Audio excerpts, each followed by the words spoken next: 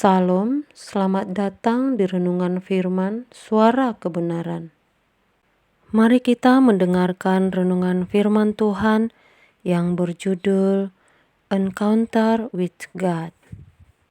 Ayub sempat mengalami kekecewaan, sehingga di dalam pengakuannya, Ayub berkata dalam Ayub 3, "Biarlah hilang lenyap hari kelahiranku."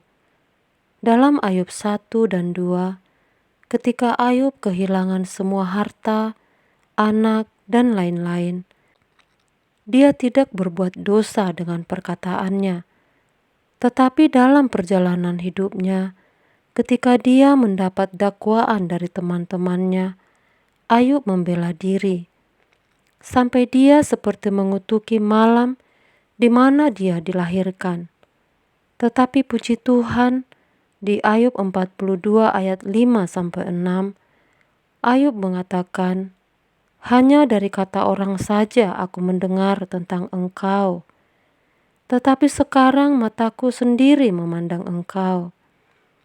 Oleh sebab itu, aku mencabut perkataanku, dan dengan menyesal aku duduk dalam debu dan abu." Luar biasa pengakuan Ayub ini. Mengapa kita tidak mempersoalkan masalah kita kepada Tuhan sampai kita menemukan jawabannya? Dan kesaksian Ayub dalam Ayub 23 ayat 10 mengatakan, "Seandainya ia menguji aku, karena ia tahu jalan hidupku, aku akan timbul seperti emas." Ada maksud Tuhan yang Ayub kemudian sadari, sebab tidak ada sesuatu yang kebetulan. Tidak ada kecelakaan. Ibarat mesin, setiap kita itu punya mesin yang khusus. Mesin manusia batiniah kita itu khusus. Hanya arsitek agung yang bisa memperbaikinya.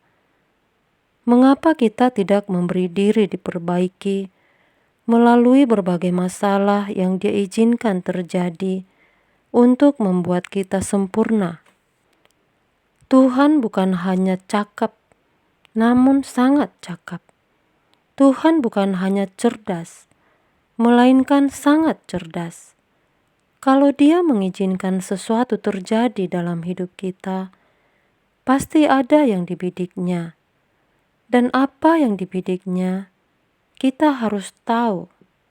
Kita harus menemukan di mana letak kesalahan atau kerusakan komponen di dalam manusia batiniah kita, supaya bisa diperbaiki bersama-sama dengan Tuhan. Supaya suatu hari ketika kita sempurna, itu bukan hanya karya Roh Kudus, namun juga respon karena kita.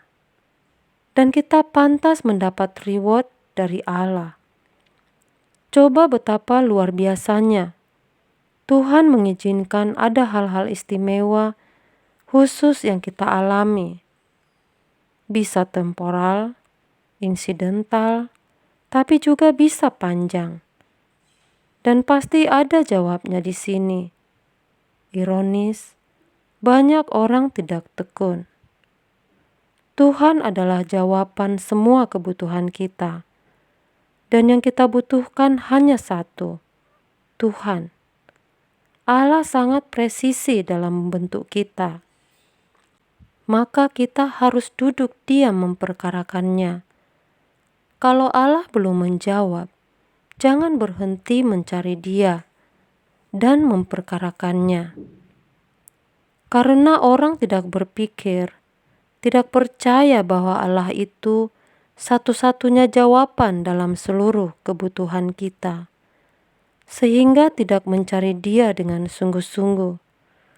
Tuhan mengizinkan hal itu terjadi supaya kita mencari Dia, sebab jawabannya hanya pada Tuhan. Hanya Dia yang tahu jawabnya. Kita boleh datang ke konselor. Konselor bisa menasehati. Kita bisa datang kepada seorang pendeta. Pendeta bisa mengkonseling. Tapi pada akhirnya kita harus bertatap muka dengan Tuhan. Tuhan mau mengulik, mengotak-atik manusia batiniah kita kalau kita membuka diri untuk itu. Dan cara Tuhan mengulik manusia batiniah adalah dengan memberi masalah.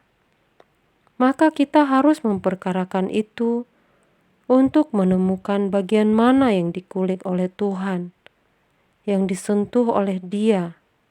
Serius, Tuhan mau berdialog dengan kita.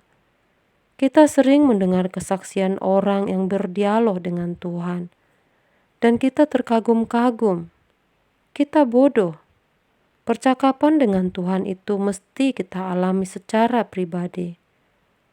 Renungkan, kita ini siapa? Sehingga Allah semesta alam yang maha mulia, maha agung, mau berbicara dengan kita. Kita mau menjadi orang yang dikhususkan bagi Tuhan. Tapi pasti ada harganya, yaitu kesucian. Dan jangan punya keinginan apapun, kecuali kehendak Tuhan. Ketika kita berdoa dan benar-benar kita konsentrasi, kita mau dibawa Tuhan ke kawasan-kawasan yang supranatural. Paulus mengalami itu. Petrus juga mengalami. Di Alkitab itu harus diakui, ada alam supranatural.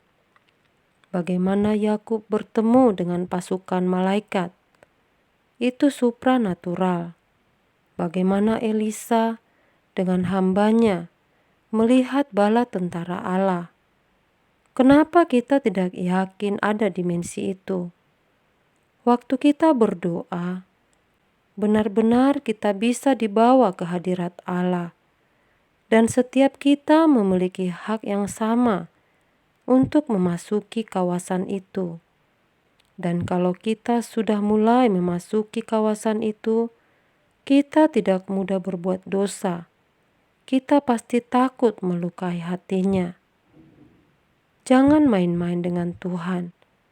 Begitu kita menghampiri Tuhan, kita harus hidup dalam kekudusan. Kalau kita masih punya keinginan, berarti cinta kita tidak bisa bulat untuk Tuhan.